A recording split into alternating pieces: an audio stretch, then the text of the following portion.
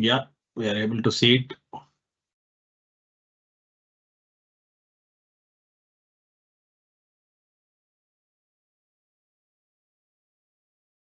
So welcome everybody. There will be more audiences joining because some 150 people have registered. I think they're all held up with some works. They'll join. Anyways, the program is also live YouTube. So people will definitely look at it later at a later stage also. So in the meantime, I would like to introduce Dr. Shivakumar Buddha. So he's a good friend of mine. Maybe I know him for the past 3-4 years, right from the days where I started my first company, Vijik Solutions. So he's always been in good touch. So thanks for your support, Dr. Shiva. So he's a medical doctor by education, and also he holds an MBBS, MBA degree in leadership and strategy. So he has a decade of experience in pharmacovigilance with work experience in various CROs, pharma companies as well. He's currently holding the position of Senior Manager Global Safety Physician for Teva Pharmaceuticals based out of Bangalore. And Dr. Shiva has presented in various global and regional PV forums, and his special interests are on lean methodologies and automations and AI integrations in pharmacovigilance. So if I would date back to 2-3 months back, Shiva was the first person to write a newsletter on ChatGPT users in pharmacovigilance. So he's very updated and he's having a lot of connections in the industry, and he always speaks in various forums, and he's one of the most respected speakers. So it's a great honor for DTRAS Global to have Dr. Shivakumar Buddha in the forum. Over to you, Dr. Shiva. Thank you very much.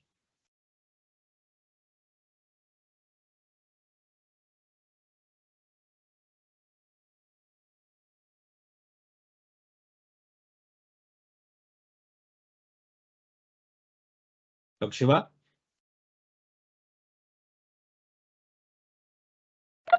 Hello. Yeah. Yeah, sorry. I think I was on mute. Yeah. Yeah. Thanks for the lovely introduction, Dr. Balaji. I think, firstly, a warm welcome and good morning, good afternoon, and good evening to everyone, whoever has joined across the globe. So, as Dr. Balaji was introducing me, yes, it's been almost a decade, more than a decade of years of experience in pharmacovigilance. But however, I have seen the entire path of pharmacovigilance, the transformation from the manual work to what it is today, and then the future, which is already happening and being implemented, right? So the traditional methods of performing pharmacovigilance activities have now changed tremendously in the industry, because every day there is a new pharma company, new biotech company that has been arising, right? So these pharma companies are supposed to perform pharmacovigilance as part of the guideline, I mean, as part of their obligations, and also to protect the patient safety as well, right? So, having said that, I mean, all these pharma companies, not only the big, large pharma giants, as well as the medium-sized, medium-sized companies, the small-size companies, or the newly evolving, biotech pharma companies, right now, their focus is to see how they can reduce the spends that are being made on the pharmacovigilance, and then to see how they can, have implement more automations, more lean methodologies in their processes, right? And to convert that spend that is being invested on pharmacovigilance to the R&D sector, so that that brings them more money at the end of the day, more revenue, right? So, having said that, all these pharma companies on a daily, I mean, on an average, they have multiple mergers and acquisitions, through which there is a lot of data influx that comes in, right? These data influx can also contribute to a lot of pharmacovigilance data that requires to be processed, that requires to be analyzed, that requires to be, looked upon, right? So wherein a lot of manpower is required, a lot of mundane activities that are being conducted by these professionals, right? The HCPs, healthcare professionals, because all of these are highly skilled. They're highly from a good educational background, be it PharmDs, B.Pharms, MBBS, BDS, right? Dentists, the clinicians, all of these, right? So we have a lot of these folks in the industry who are working on mundane tasks, which could either be automated or at the same time improved in processes, right? So that is what we're all looking for, and that is what the pharma companies are also right now looking into, see how they can transform all these activities that are right now currently done manually to convert them into some sort of automation. Automation need not always be artificial intelligence. It can be a simple rule based engine like algorithms, build algorithms around these processes or the process that is currently there.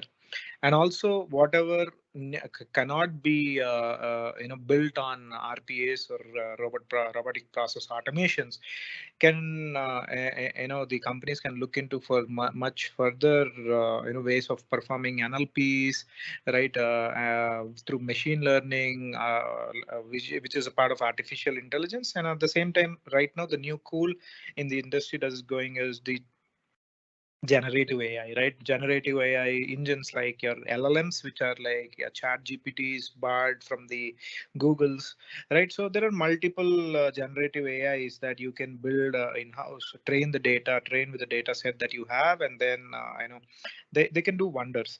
And not only in pharmacovigilance space, it is proved to be good with good efficacy in other industries as well. That is what we are just focusing on. Right. So again, this is, this disclaimer is purely to say that this information is purely based on my, experience and whatever I've gained throughout these years. It is not an endorsement from the employer or these tools that I'll be talking about should not be used in real world practices. Because of data privacy concerns. Right. So I am speaking in two conferences. One is in World Drug Safety Congress, Boston, 18th and 19th October, and then the other conference is in Amsterdam, which is on 4th, 5th October. And there is again a blog which you can also read, through the Fuse websites that you can download through the QR code that I have shared here in the chat. In the presentation. So this is about the potential use cases of Chat GPT in pharmacovigilance, right? So if somebody as of today say that this is just a fictional story, we have not yet reached that point wherein we can really see things that are only seen in fiction, science fiction movies, wherein a lot of automation, a lot of magic happens, right? But then we're already living in that world.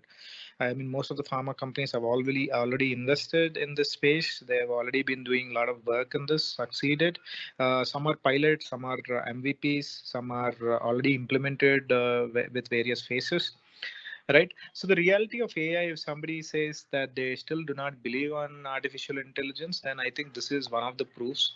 Right. There is a first drug which has been created by, generative AI, artificial intelligence, and which has entered clinical trial. Right.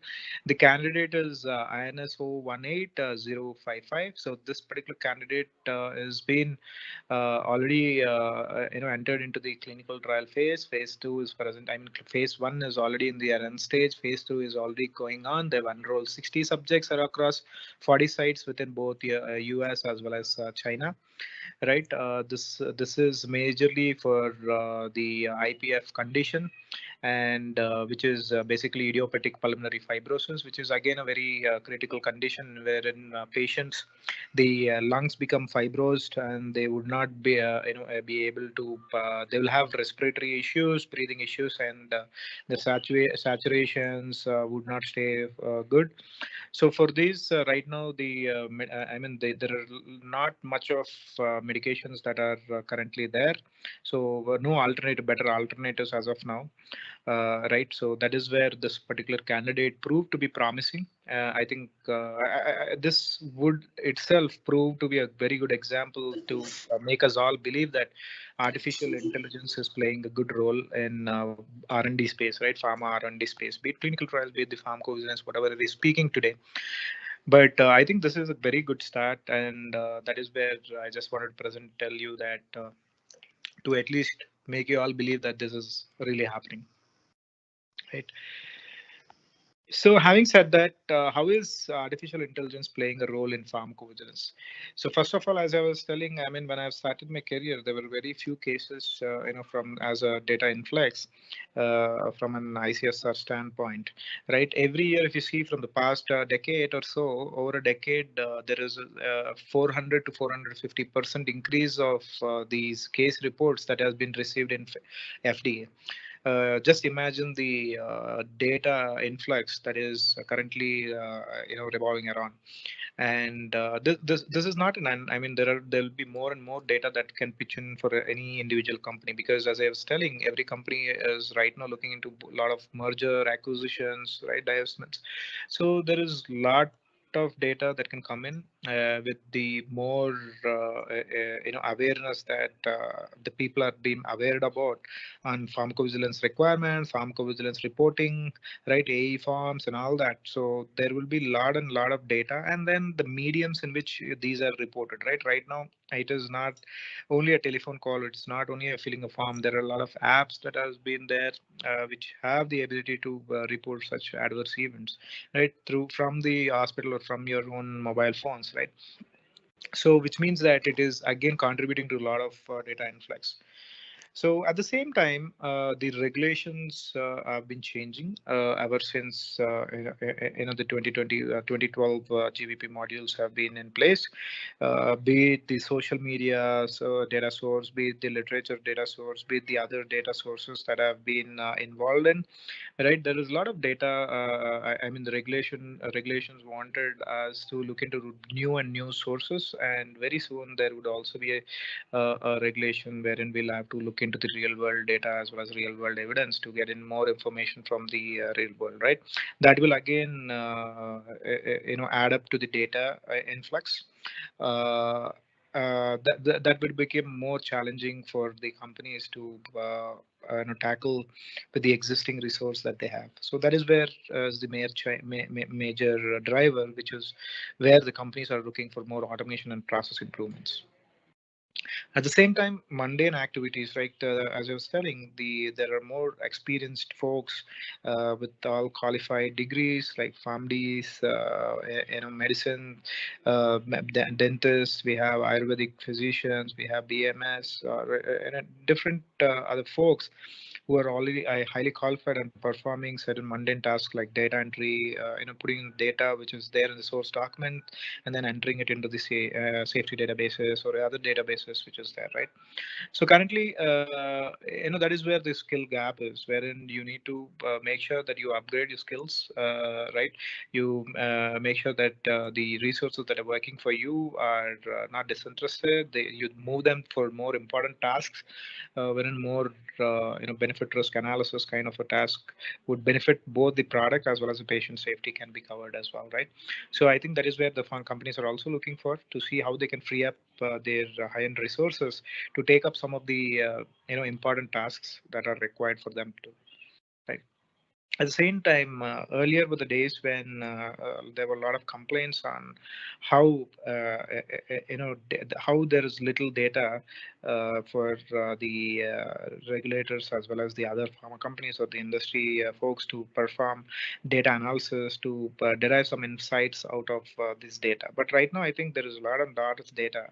The only question is, what do we do with that data, right? I mean, there is a lot of data, but still there is a lot of lacking in the insights that the data can build, right? I mean, of course, there is a lot of data cleansing, there is a lot of data dearrangements, data arrangements, and then utilizing the data to help us to look into the data, the insights that we would want to from that particular data is very important, right? I think that is where the regulators are also looking in to see what the data that you have can fetch more information, and then how can it, at the end of the day, improve patient safety, right? At the same time, regulatory compliance is a pain. I mean, all the pharmacovigilance activities that we currently perform, there is a lot of regulatory compliance that is involved, and every company looks for good compliance because they don't want to invite a lot of inspections, regulatory inspections, and third-party audits. So they better stick with the compliance, be it the timelines that these reports need to be submitted, be it the quality that these reports are submitted in time, the entire QMS, and activities surrounding that, right, which are being as part of the guidelines. And at the same time, there is a lot of focus that is being made on patient centricity, right? By the clinical trials that we all seen. What is the role of clinical trials around patient centricity, and also having patient in the center and then performing activities, right? More, which is nothing but identifying signals early on, right? Not waiting for 2-3 months till your evaluations, all your data collections has been done, but then performing few activities sooner so that the actions would be much sooner as well as better, right? I think that is what is improving the patient centricity with more quality data as well as quantitative data, and then quicker and the better. At the same time, increased costs. We all know that China, India, Indonesia are looked upon as the countries wherein outlet there is a lot of outsourcing that has been done. So, Philippines as well. A lot of outsourcing that can be done so that there are low-end resources. Resources with a low cost can be available there, and at the same time, the skilled resources can also be available. Right, there is a lot of skilled resource data pool that you can look into and rely on so that companies can outsource their activities. But at the same time, the outsourcing is also becoming costlier because of increase in costs of infrastructure, increase in costs of the resources, increase in costs of multiple other socio-economic things that are involved in this, right?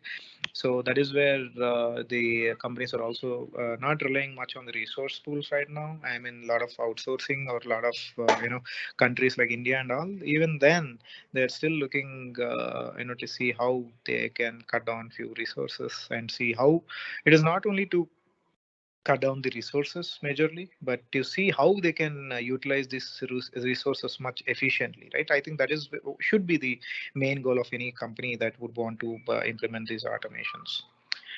At the same time, there is a lot of, as I was telling you, a lot of investments because investment in an R&D space is very, very important, critical, because so that is how the pharma companies can piggyback. That is where they can piggyback on, and their revenues can build, right? The newer inventions can bring in newer medications to the market, and then newer medications can become blockbusters, and then that is what can build their revenue, right? So they want to free up certain cost on these activities like pharmacovigilance and other activities wherein the cost can be taken and spent on R&D space, right? The research and development. Having said that, this is the route for the especially the ICSR standpoint. You have source, in a typical traditional methods of performing pharmacovigilance activities in a safety database is you've taken a source document from different sources. You pull in the data using OCR, right, optical character recognitions, right. But there are multiple smart ways of performing OCR here, right. It is not only on the Y axis, but also you can go much beyond that with annotations, right. So using annotations on each of these can build more accuracy, right. At the same time, there could be a lot of standardizations that would be involved, and at the same time, NER capability, named entity recognitions, which really analyze the data from chronology standpoint and also understanding the data sentences, right? If the patient has been hospitalized, it knows that okay, the patient was hospitalized, which means that it is not because of an adverse event.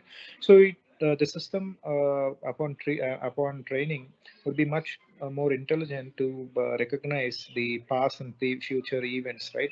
So that is where the NER capabilities within these the automation tools is much important.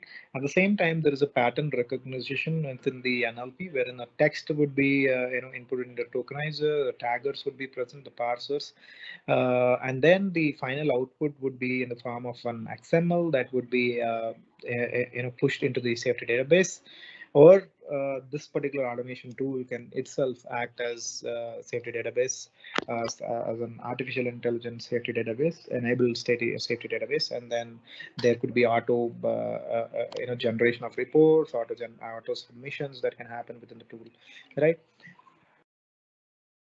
Sorry, yeah. So what is the value creation that it can build, right?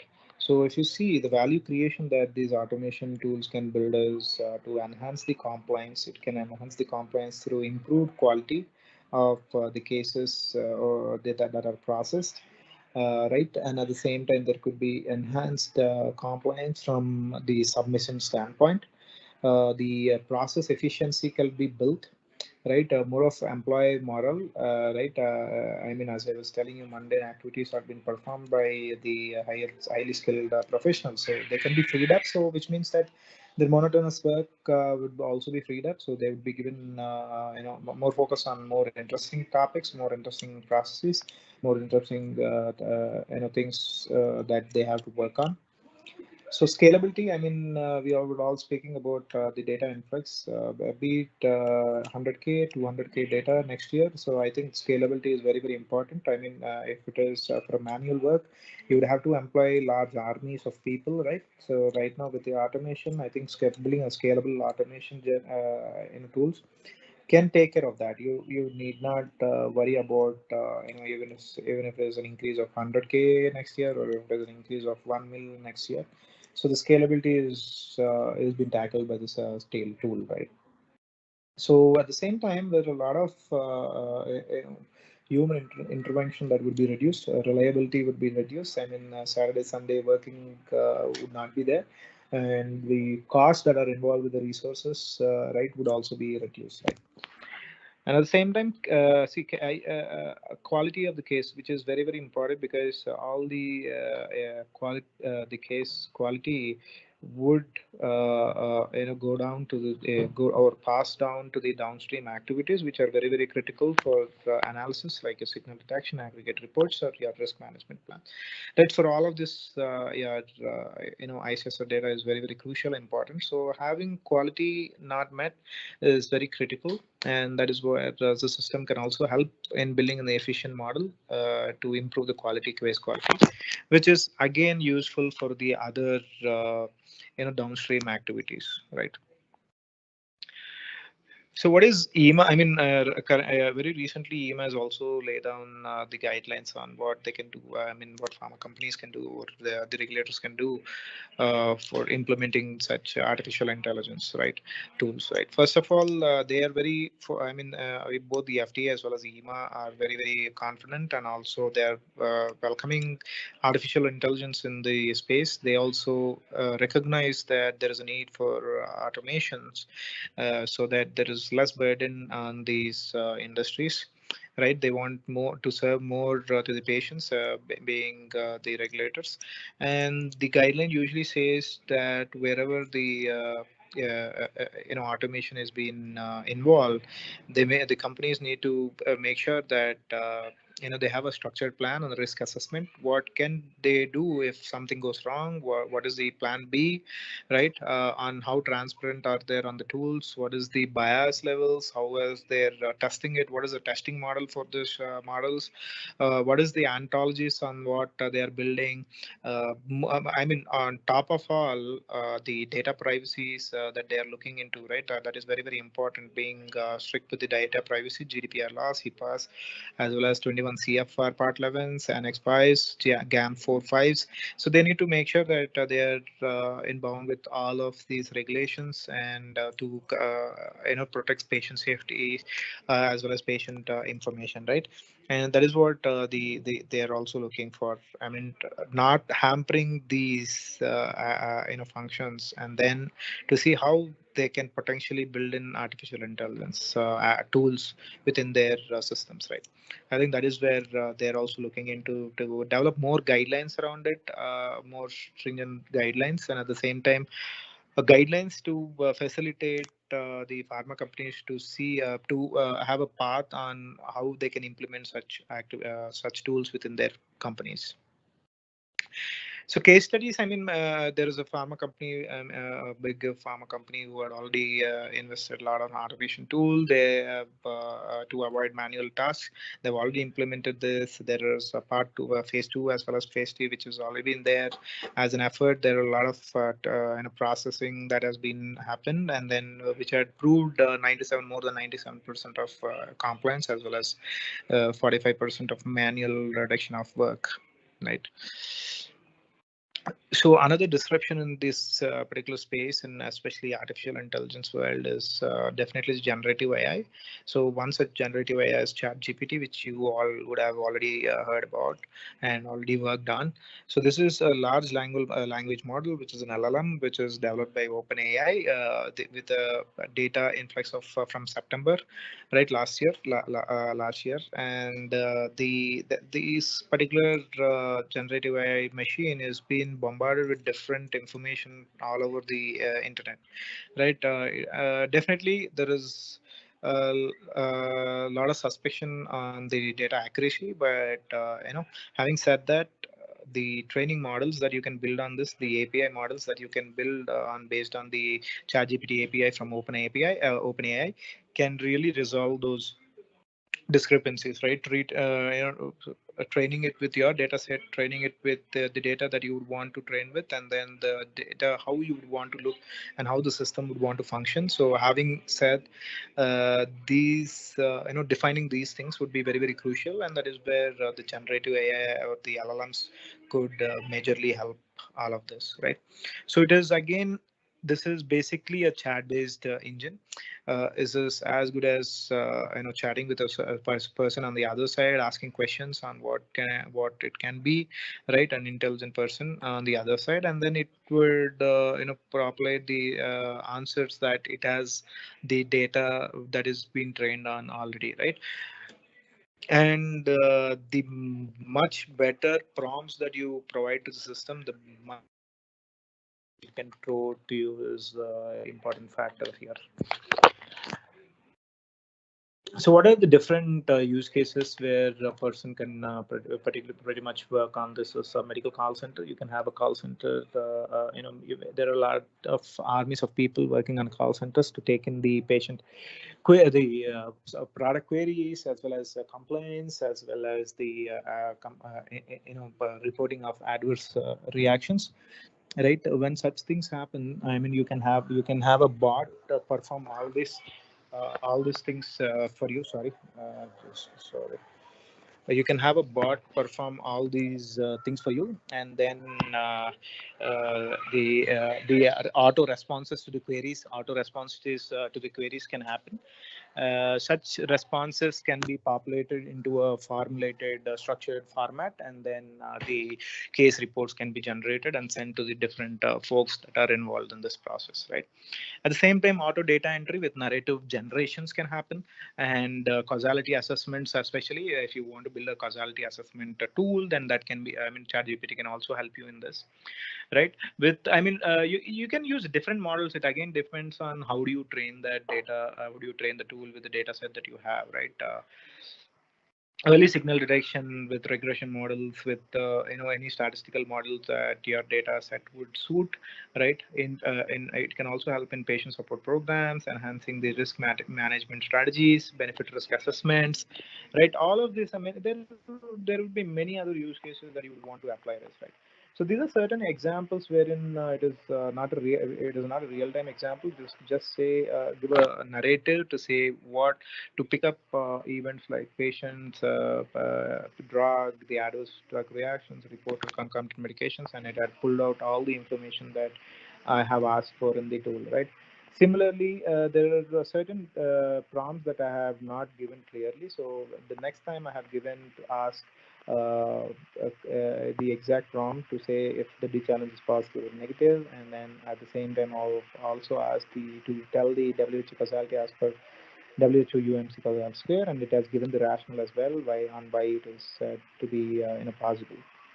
Right. Similarly, there are a lot of other use cases, like you can summarize the literatures for you. I mean, there are a lot of work on literature summarizations wherein these are used in different other documents, right? You can also use this for literature summarizations. But what are the limitations? As I told you, the training data cutoff is from September 21, and after that, there is not much of training that had happened, and we are not sure about the patient protection, and the data that you input into the system can be taken.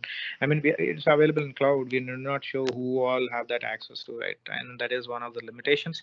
The model accuracy, definitely, as I told you, it is not trained on a single model. I mean, it is not trained on a single data set. It has been bombarded with multiple the internet data that is yet to come, and then that is where it has been used, right?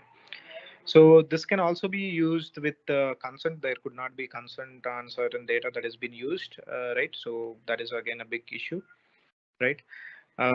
However, having said that, AI is to be welcomed. It is to complement the human ability and intelligence, not to compete with it, is what we need to understand, and try to embrace the changes that are happening, embrace the automations that are been taking place, so that we work on these automations and build, I mean, become more efficient, right? That is where it is more important. So what will happen to the job is an important question that each and every one of us keep asking to ourselves, as well as to the people that are there. And I keep hearing this in every conference that I speak on. Automation of routine tasks, right? Automation will likely replace many repetitive and routine tasks, which will definitely not take away jobs, but it will become, it will make the lives easier, make processes, make the work much efficient, right? A person doing 10 cases per day can probably perform 30 cases per day, right? I mean, so the mundane tasks that we are all talking about, that can be freed up. Job displacement and creation, of course, some there will be a minimal jobs that can be eliminated, but at the same time there will be a lot of new opportunities that can take place, right? With the artificial intelligence, there will be people that would want to learn about artificial intelligence, so you need to upskill yourself, reskill about artificial intelligence, pharmacovigilance, right? The traditional methods as well as the new the tools that are used, how do you train the data, right? There could be multiple job opportunities that would be created at the same time, right? As we are speaking about more productivity, there will be more productivity as well as the efficiencies, right? So it is again a complement and it is not a substitute, right? Human intelligence is definitely important and definitely will be there, for the days to come, to see to complement each other, and then to provide more efficient ways of performing the tasks. At the same time, shift in skill demand, the skill demand will also increase. Person with artificial with an knowledge on data analytics, the critical thinking, artificial intelligence, data analysis, all this skill shift would be happening, right? They'll no more be called as drug safety associates, maybe they would be called as analysts, right? So there will be better opportunities that would be created. And at the same time, new industries, I mean, there are a lot of companies that are right now working on artificial intelligence, so these were not there before, right? So because with the market, with the new opportunities, there will be new industries that will be built up in the space. But nevertheless, the human touch, which is very, very important. I think I'm not sure if anybody is following me on my LinkedIn. I have recently shared one of a satirical post about how human touch is very, very important, to perform artificial, I mean, to perform pharmacovigilance or any other activities in artificial intelligence, right? Because they would not the emotional intelligence or the empathy would be lacking in artificial intelligence, and that is where it is more important, and that is where your subjectivity will take place. Your medical review, your assessment, your clinical judgment is very, very important. So as I said, it is not to be treated as a substitute, but it is only to treat it as a complement for your work. So having said that, thanks a lot for the webinar. I think I think I have covered most of it. If you have any queries, you can please ask me. And at the same time, this is my LinkedIn profile. You can all follow me for any updates that you would want to look into. I keep posting a lot of uh, posts on artificial intelligence pharmacovigilance. So that's it. Thanks a lot. So yeah, Dr. Balaji. Thank you, Dr. Shiva. Fantastic. It was a great presentation. So I'd like to open the forum to the audience. If they want to ask few questions, they can raise the questions.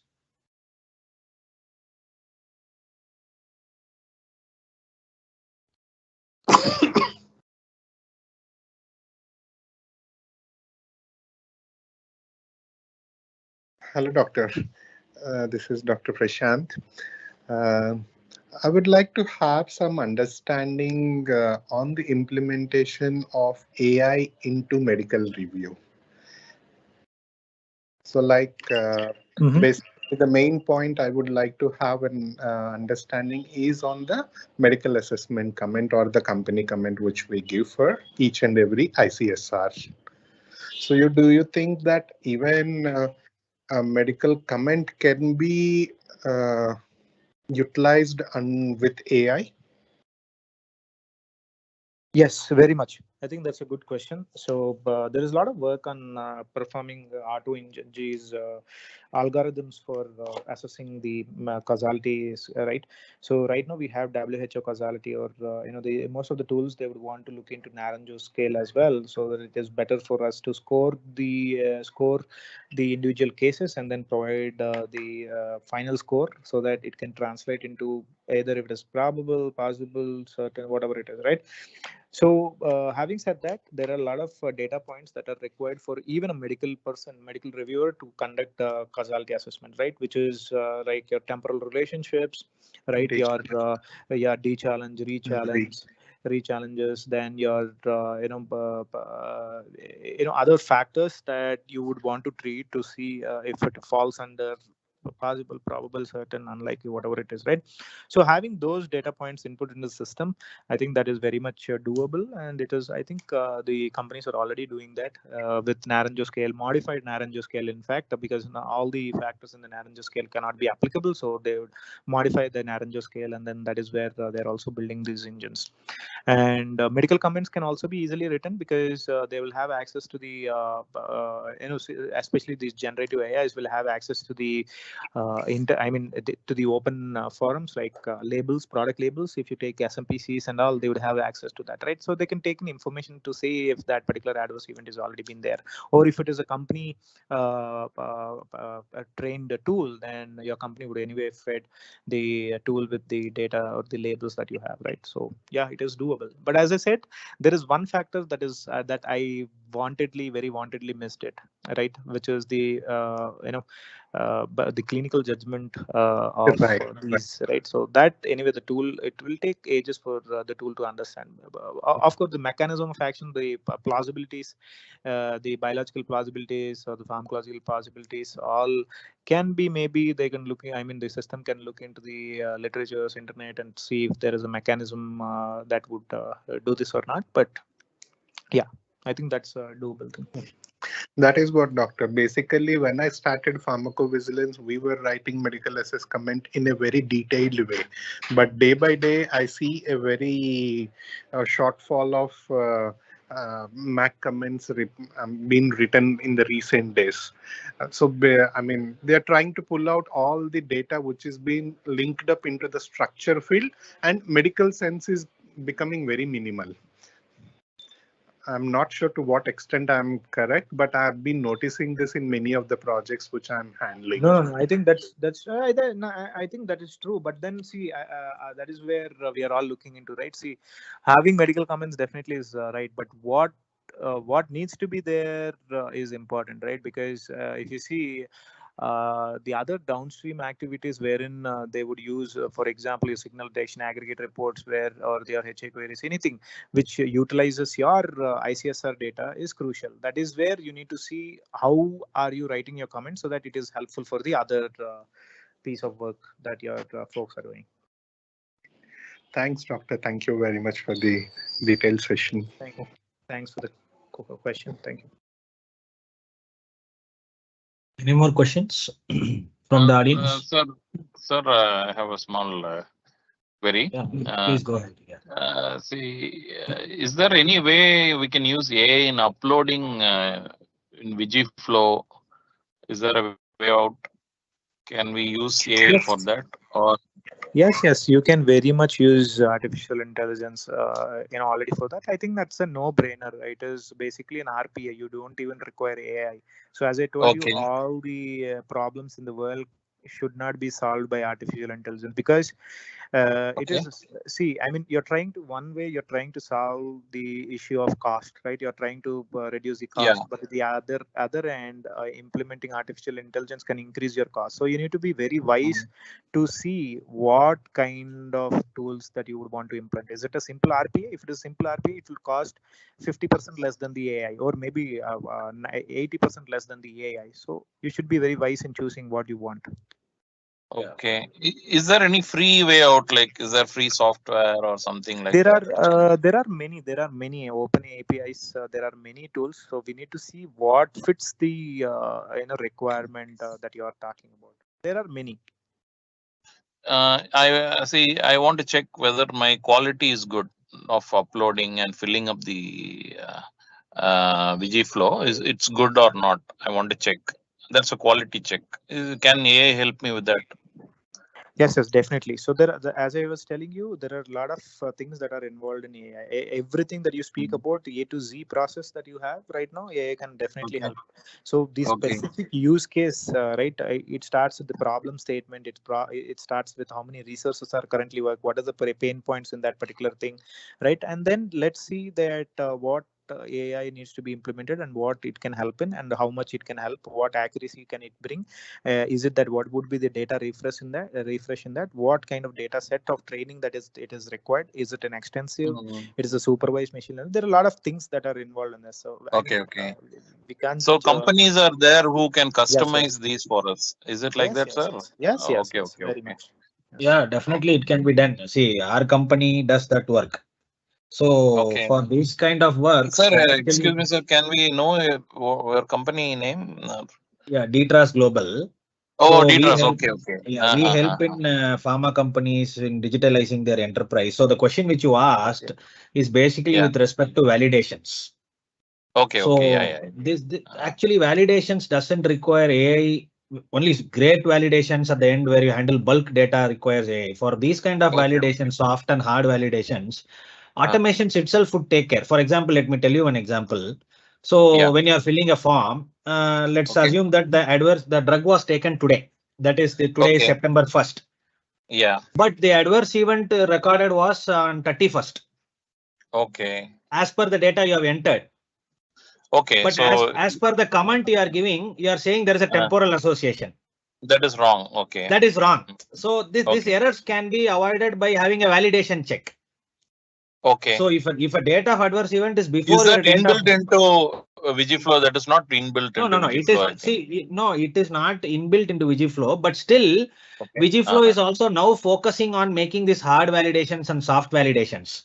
Okay. So this is what you call, this is what you call it as computer system validation. Without validation, nowadays there is no technical tool that can function properly. It will just be a box which stores your data, right? Yeah. So even if you take clinical trial, for example, the start of the study, there will be one date. The patient enrollment date would be different. So it cannot be, the patient enrollment date cannot be before your study start date, right? Okay.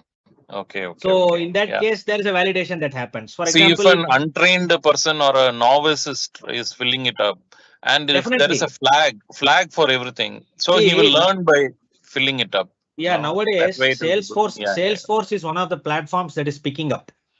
Okay. Earlier, it was Oracle that was being used in pharmacovigilance. Now Salesforce is slowly coming up, and we have some companies. Salesforce is the name of the software. It's a software platform. Language. Okay. It's a platform.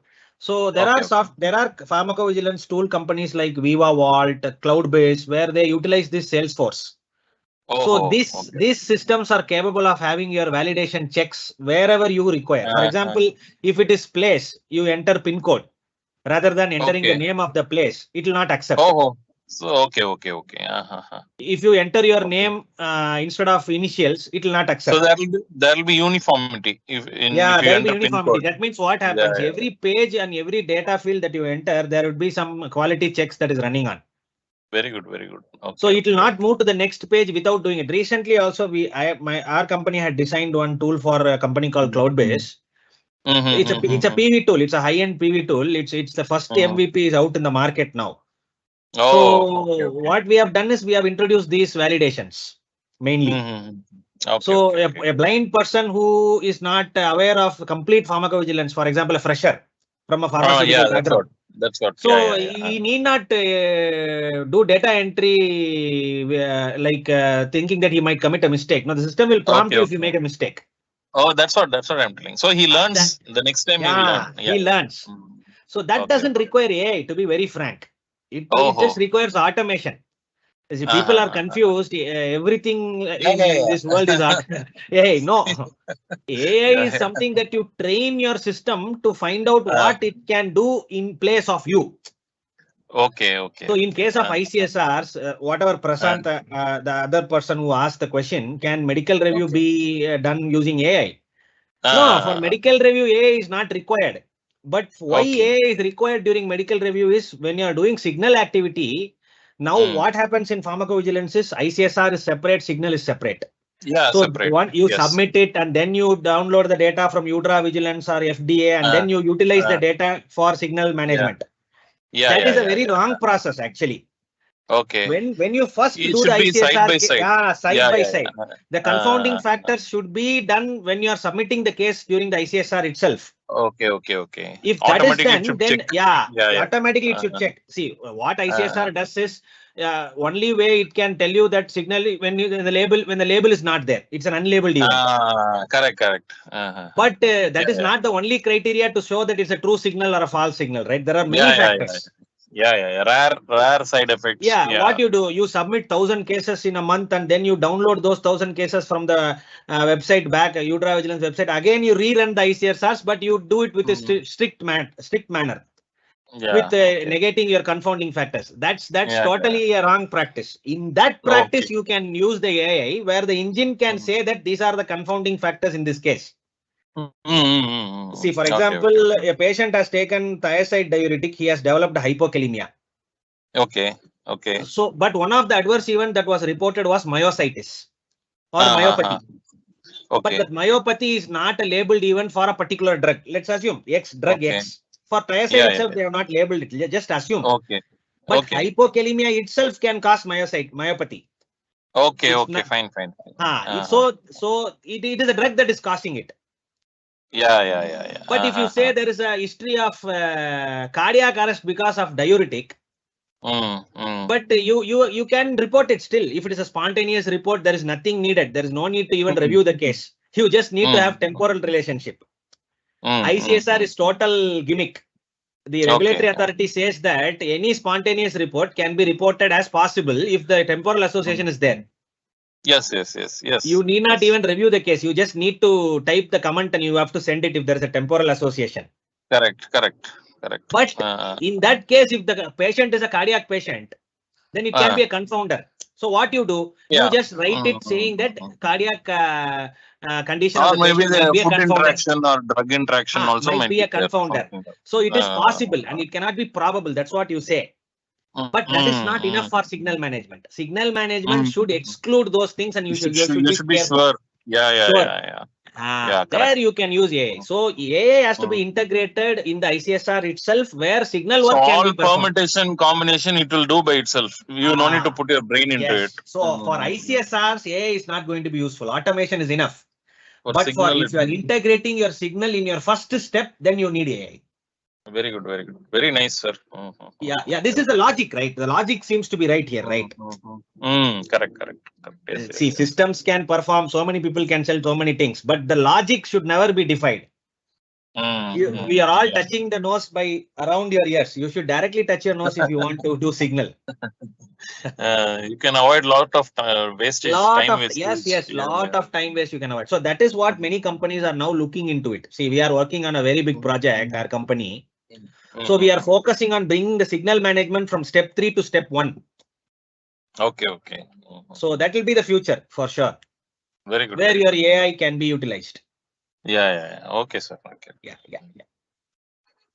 So I think it was a great session, Dr. Shiva. So thanks for your time. And I think the video will be available in YouTube also. So you can share with your friends and colleagues if they want to listen to Dr. Shiva. So thank you, Dr. Shiva. And thank you everybody for joining the session. Hope it was useful for everybody. See, no, Thanks, any webinars cannot be fully conveying the maximum things that is possible, because this is an upcoming field.